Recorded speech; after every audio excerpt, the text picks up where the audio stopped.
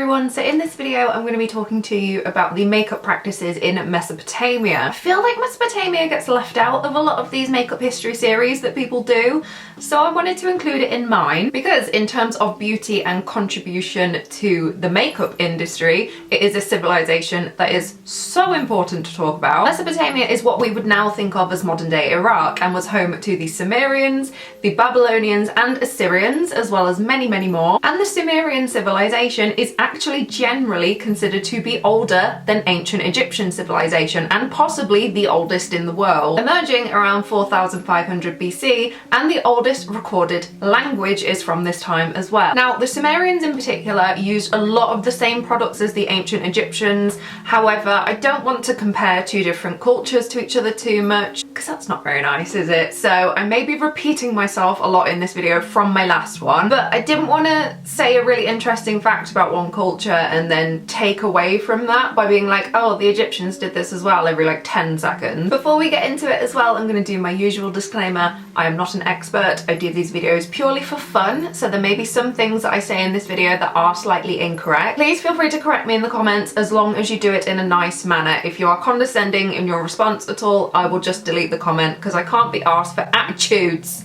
on my channel, right? And as always, I can't get every look to be as absolutely historically accurate as I would like to with my modern products, but what I can do for you is just reel off these facts and try and copy them as best as I can. So if you would like to see that, then please keep watching. Skincare in Mesopotamia was highly important to keep the skin looking soft and supple, and they used a variety of salves and oils and balms to moisturize and protect the skin because Mesopotamia was such a desertic area. I can never say that word right. People needed to protect their skin and lips from drying out a lot more. And honey was widely used in their skincare concoctions because not only does it have antibacterial qualities to it, it is also fantastic for moisturizing and keeping your skin nice and soft. They also apparently used flaxseed oil and sesame oil a lot in their ointments. So I'm going to concoct a little face mask of my own using sesame oil, flaxseed and honey. I will just say I can still smell sesame oil on me, and I do not recommend doing this if you have particularly sensitive skin. I do not, therefore I can kind of get away with putting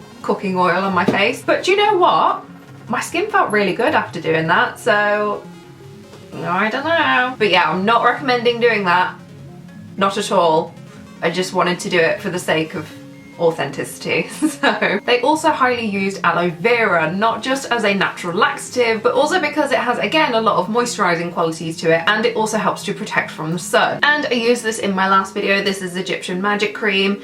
Basically, it just has a lot of natural ingredients in it. Olive oil, beeswax, honey, royal jelly and propolis sera, which again were used at the time, so I figured that was the best moisturizer to use. Again, I'm not comparing the two, okay? Now, Sumerian sculptures in particular often depict these really arched eyebrows that sometimes met in the middle, worn by both men and women. These eyebrows signified strength and beauty and were trendy at the time to draw attention to the eye area. Now, this eyebrow trend isn't consistent with every single time period in Mesopotamia. However, I thought it was the most interesting one, so I decided to give it a little go today. And these sculpture depictions of Queen Puabi show her with these really round arched eyebrows, so I decided to use this as my inspiration today. And eyeshadow was predominantly made from either lapis lazuli or malachite powder, which as we all know are highly toxic minerals. However, scientists that discovered these minerals also discovered that they have protective qualities to them and they help to prevent infections. I know that's such a backward statement, like they were toxic but they stopped you from getting eye infections.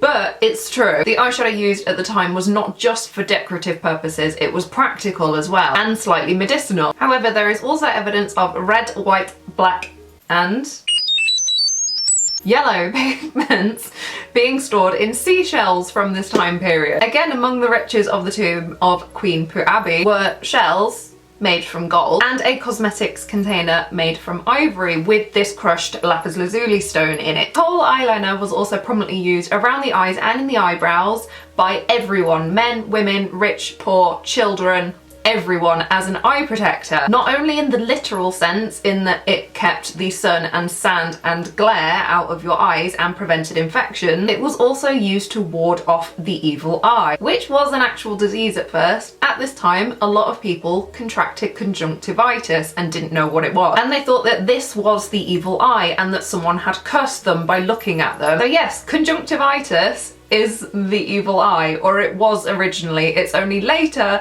that the evil eye gained its reputation in superstition. And obviously they didn't have the modern medicines that we do now to get rid of conjunctivitis, so it was a lot more feared because it was so hard to get rid of and it was a lot more painful. Have you ever heard the phrase, the eyes are the window to the soul? Well, guess where that comes from? Mesopotamians believed that you could see someone's soul through their eyes, so you needed to wear kohl around your eyes to protect your soul and keep it in your body and not let anyone else have access to it. Like I said, however, it is also a literal eye protector. In a lot of cultures where deserts are present, they use kohl to keep sand from getting in their eyes, and it also helps with glare from the sun. You know when American football players wear like the black line under their eyes on their cheeks? That is the same concept, is to keep glare out of your eyes while you're running around outside. Kohl eyeliner dates back to around 3500 BC, and the formula of it has pretty much remained the same since. Kohl is predominantly made from lead sulfite, and a lot of cultures to this day still wear it as an eye protector. However, that concept will have originated in Mesopotamia. And for this,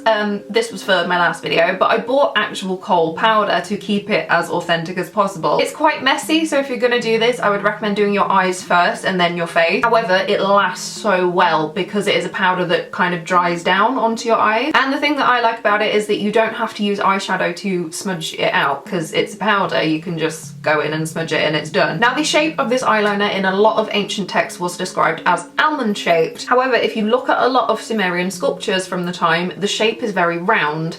So I don't know, I did a little bit of an in-between today, like a little bit of a smoky slight wing situation. I just did a little slight extension in the outer corner, but I still tried to keep that like roundness to it. Now, I couldn't find much about complexion makeup at the time. However, the ancient Egyptians used either chalk or lead powder to lighten their complexion, so I'm going to apply a little bit of powder today. Don't take that as fact though, I don't know if they used powder on their face. I couldn't find a lot of information on it. So yeah, do your own research on that one. As a stain on the lips, they used henna, and the term ruby lips was not a metaphor to the Mesopotamians. 5,000 years ago, wealthy Sumerian women started using crushed rubies and other semi-precious stones to make lip colour. And the lip colour found in Queen Puabi's tomb was composed of shimmery red rocks ground into a powder and mixed with lead to make it spreadable. Actually, red pigments like red iron oxide, red ochre and carmine, aka crushed beetles, were used in a variety of ancient civilizations to colour the cheeks and the lips,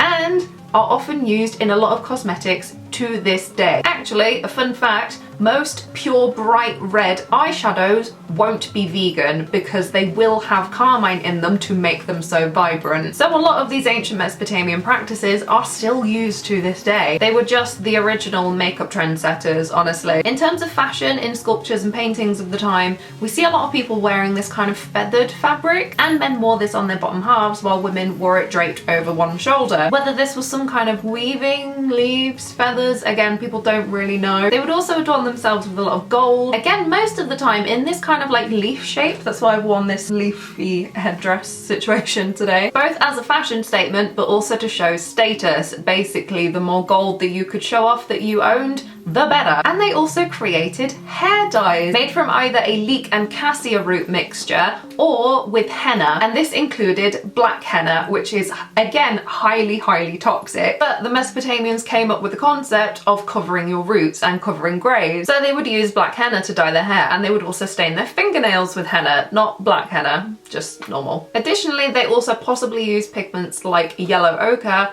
or cow urine to dye their hair to give it a reddish tint. While right now you might be like, oh ew, however, urine has been used to dye hair for centuries up until the Victorian period. So Mesopotamians aren't the weird ones there, all of our ancestors were doing that, alright? And they equated cleanliness with spirituality and health. You know the term cleanliness is next to godliness? Well, guess where that originated from? Not technically, but yeah. And they developed early forms of soap and sanitization systems and wore perfumes made from ground plants and oils to keep themselves smelling clean. So next time you pick up your favorite blue eyeshadow or your favorite red lipstick, remember that you are literally honoring all of these ancient traditions that date back thousands of years. This is not related to this video, but I keep getting outbid on a nobody's child dress on eBay right now, and it's making me really angry. So I hope you enjoyed this little video of just learning about some ancient Mesopotamian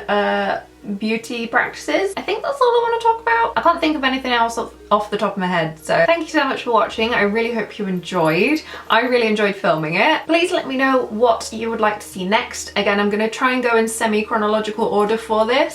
So I might do the Indus Valley next, but please let me know what you would like to see from me, just so I know what people are excited for. I'm going to leave a playlist of all of these videos that I've done so far in the description, and I'm also going to leave a list of any products I used down there as well. Thank you so much for watching, and hopefully I will see you in my next video as well.